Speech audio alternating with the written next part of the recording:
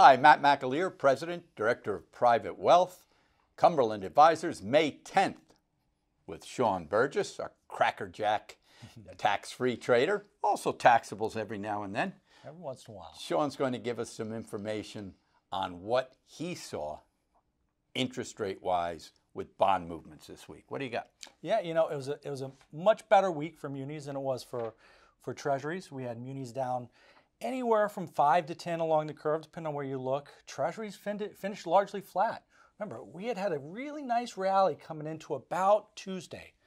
Once you hit Tuesday, I think traders looked to the week ahead and where CPI and PPI are going to come in, and whether it's going to support the narrative of cuts sooner rather than later. And that's kind of where you went to at the beginning of the month. So we're going to see how that plays out. That's going to be a really important driver, but munis, did really well. We put together a graph for everyone. You'll see this is the AAA muni 30-year point on the curve versus the 30-year Treasury. And you can see a very nice rally coming into about Tuesday. And then from there, Treasuries went choppy. Yeah, we're looking at yields there. We're looking at yields. We're looking at yield on the 30-year muni versus the 30-year Treasury. Treasuries went choppy once the market's looking for some support, some direction going into next week.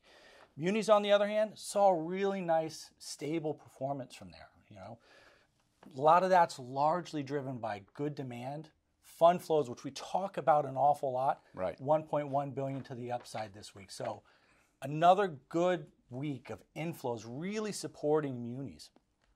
Treasuries looking for some direction. Yeah. We're going to see that. CPI and PPI, we talk about those, I think, every time I'm on, how important those are. And those are really going to give some support to where we are.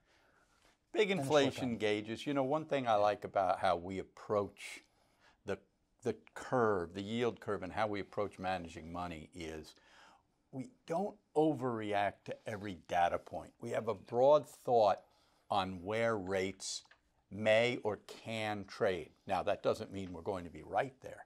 But if that 10-year were to trade this year between a 380 and a 480, it feels like yourself, John, Amy, see value. You want to be buyers in that 460, 470, 480 range. Yes. If we get a rip in prices, higher in bonds, lower in yield, right? The 10-year trades down to a 4, a 395. Maybe we're letting go of some bonds. Yeah, maybe we're selling. Might look to be a seller at that point. People often don't think of bonds as a tradable instrument, but if the market's giving you opportunity, we'll take it. Now, the flip side of that, Shaun, is equity markets. Equity markets this week, I'm going to keep it fairly short because we spoke last week about a number of different things, mainly that 2023 is not 2024 in terms of allocation. Remember, 23 you had to be gunned to tech and growth.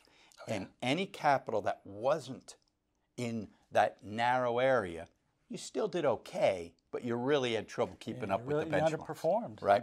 This year, different story. Going back to January 1st, you'd be hard-pressed to guess that energy, utilities, and industrials would be your leading sector so far, right?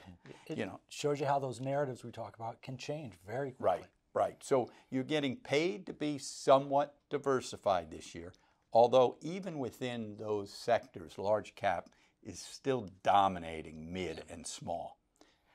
Not dominating mid as much as small. Small cap still having an awful lot of trouble getting out of its own way. Struggles. And I think until you see consistent bias to lower rates, then small cap is going to struggle, continue to struggle. Now, small cap can also be an indicator. Had a little bounce here higher.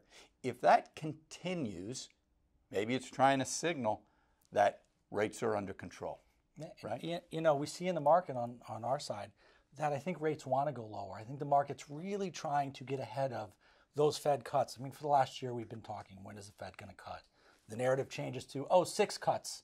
If you look back at October, November, December, the narrative changes to not going to cut. So I think the market really wants to get ahead, really wants to go to lower yields, but needs a support from the data because inflation is going to be the driver going forward. Yeah, well, good points.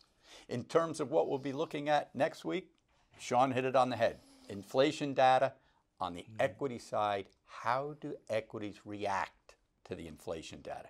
Should be fun. Enjoy the weekend. We'll see you next Friday.